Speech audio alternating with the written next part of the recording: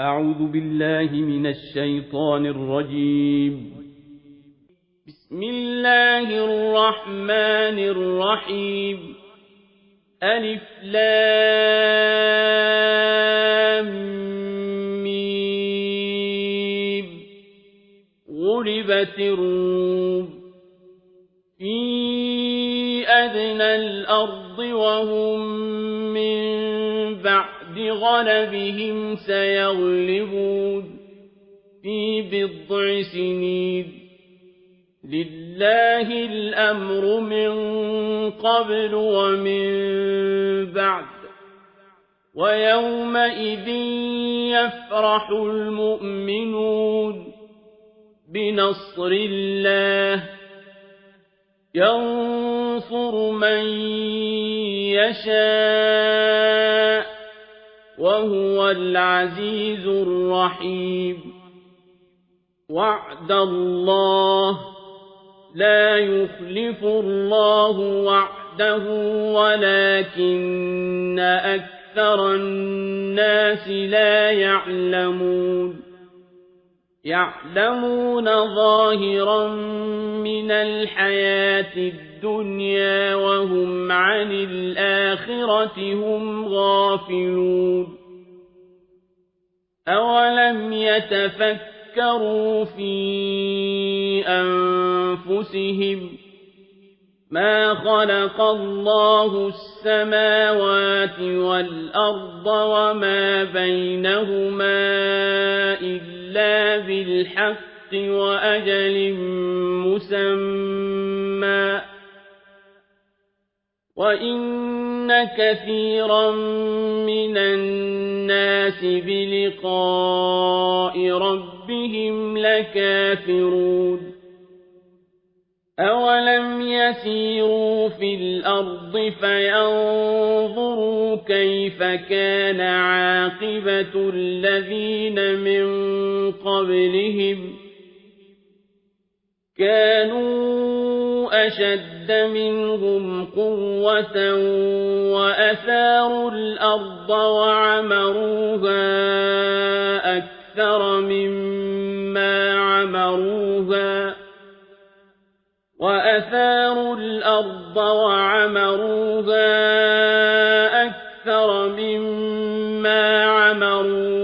وجاءتهم رسلهم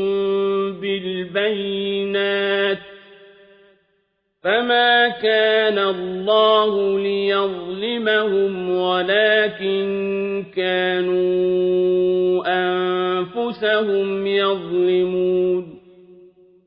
ثم كان عاقبة الذين أساءوا السوء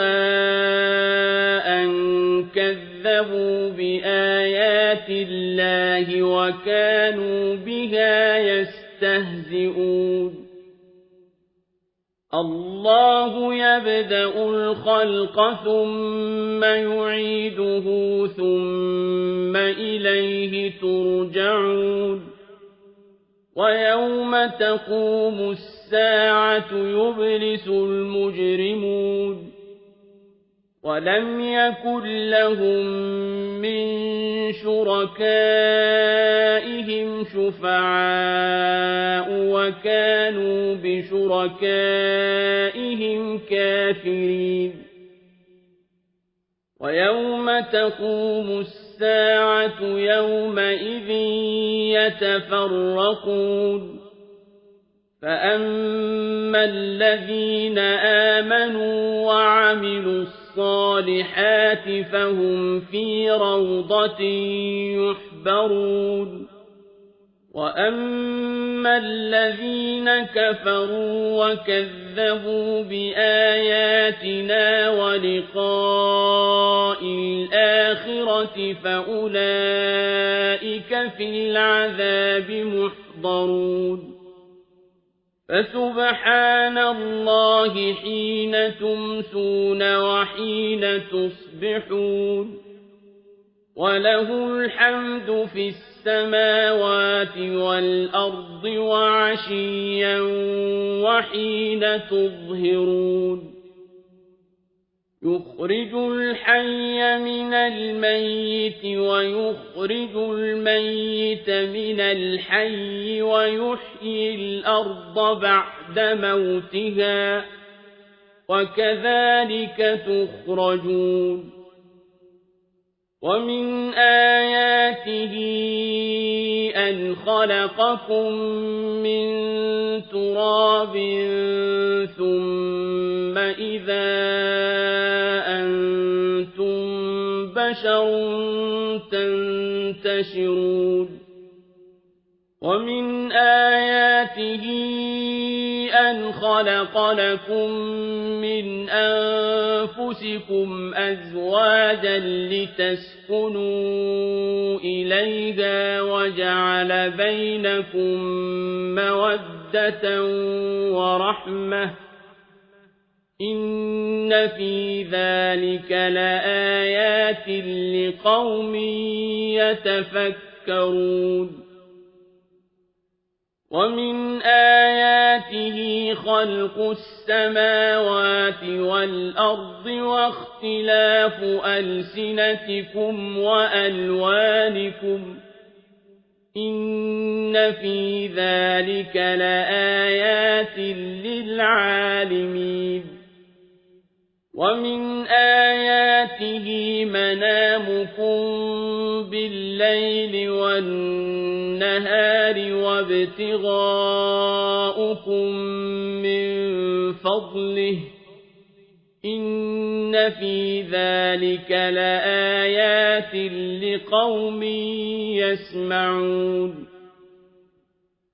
ومن آياته يريكم البرق خوفا وطمعا وينزل من السماء ماء فيحيي به الأرض بعد موتها إن في ذلك لآيات لقوم يعقلون ومن آياته أن تقوم السماء والأرض بأمره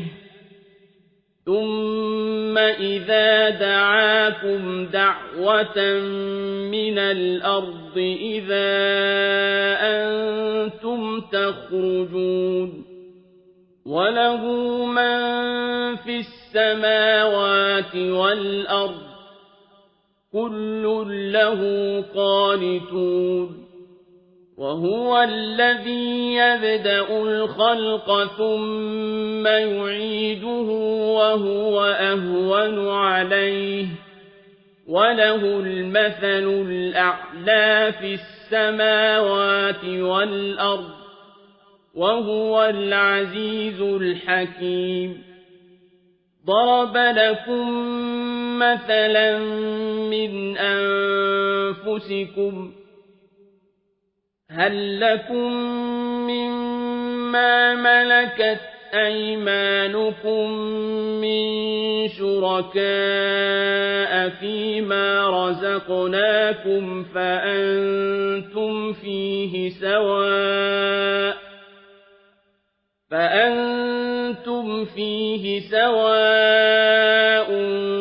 تخافونهم كخيفتكم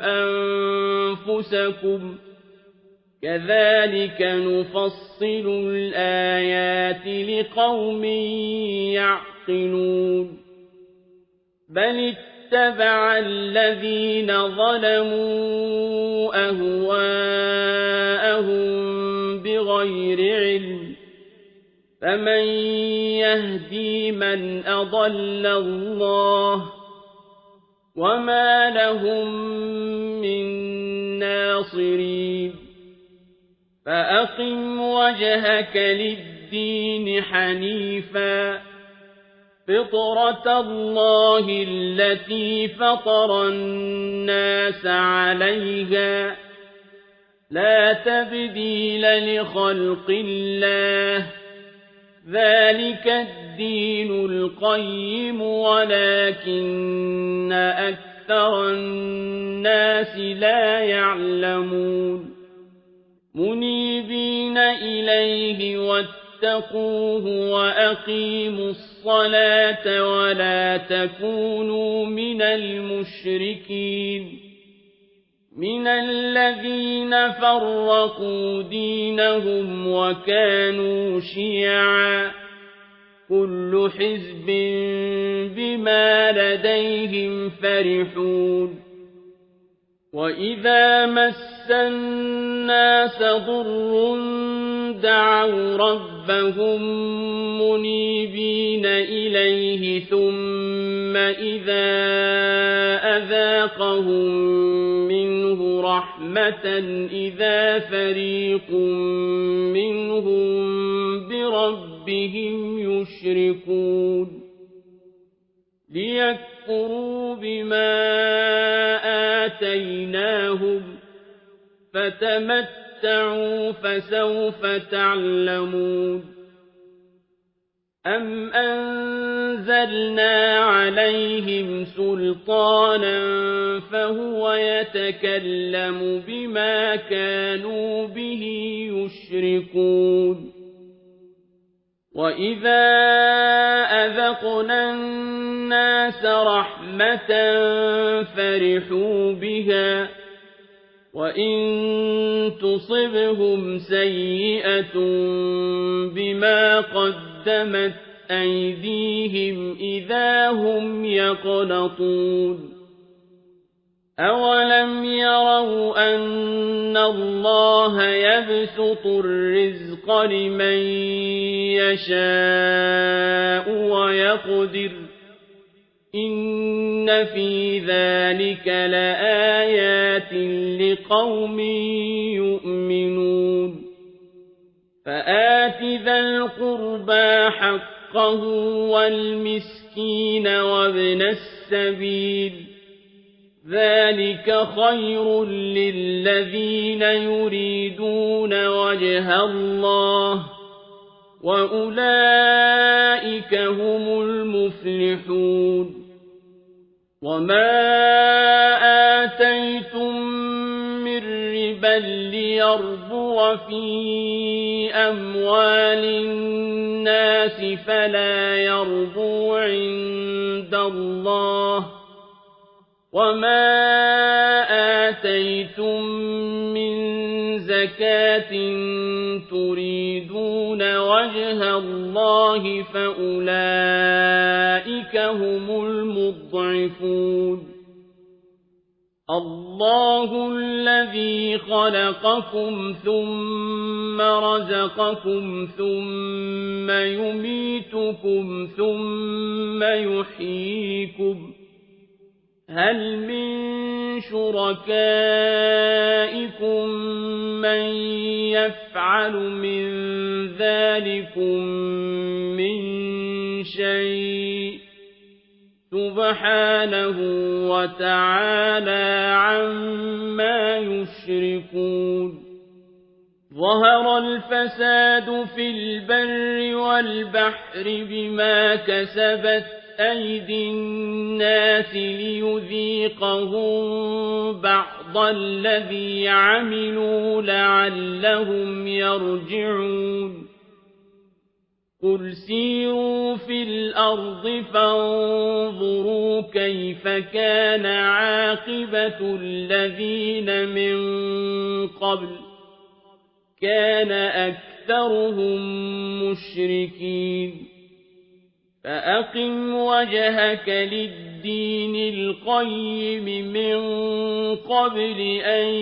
يأتي يوم لا مرد له من الله يومئذ يصدعون من كفر فعليه كفره ومن عمل صالحا فلأنفسهم يمهدون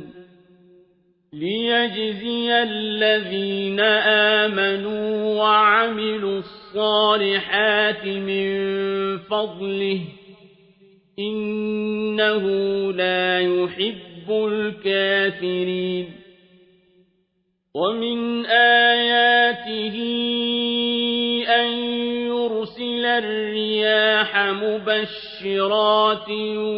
وليذيقكم من رحمته ولتجري الفلك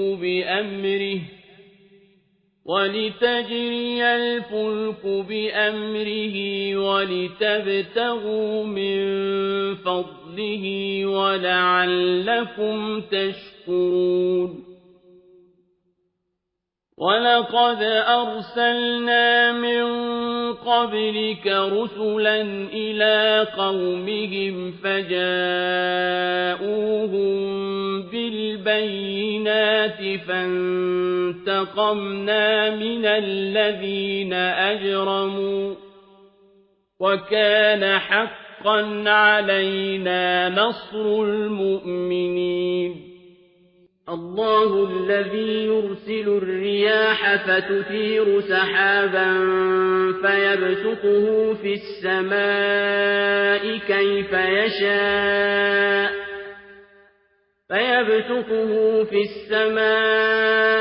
كيف يشاء ويجعله كسفا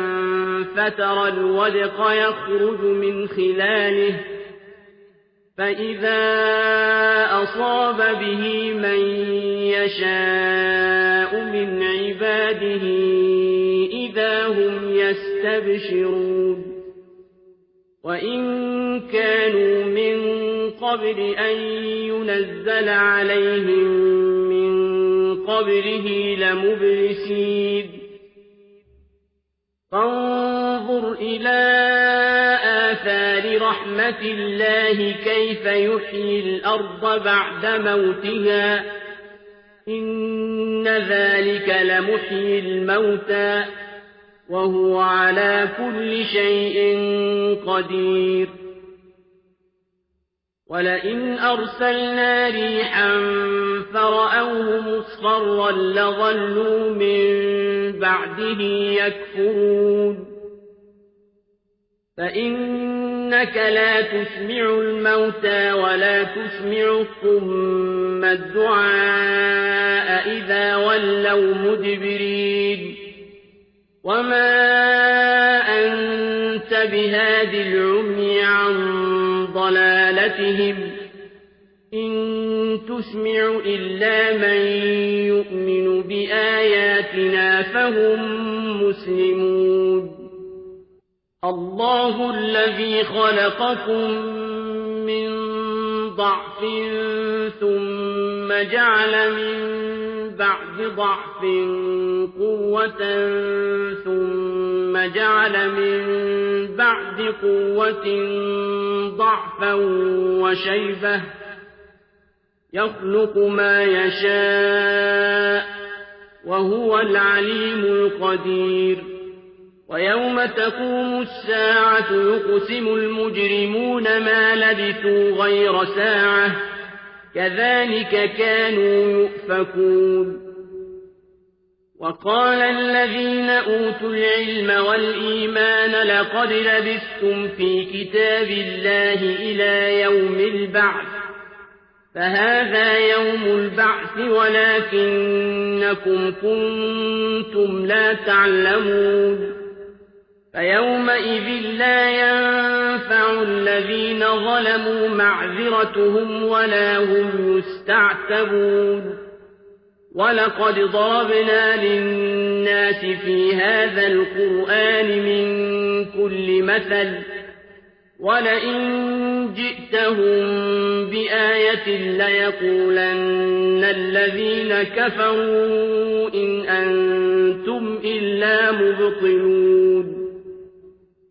كذلك يطبع الله على قلوب الذين لا يعلمون فاصبر إن وعد الله حق ولا يستخفنك الذين لا يوقنون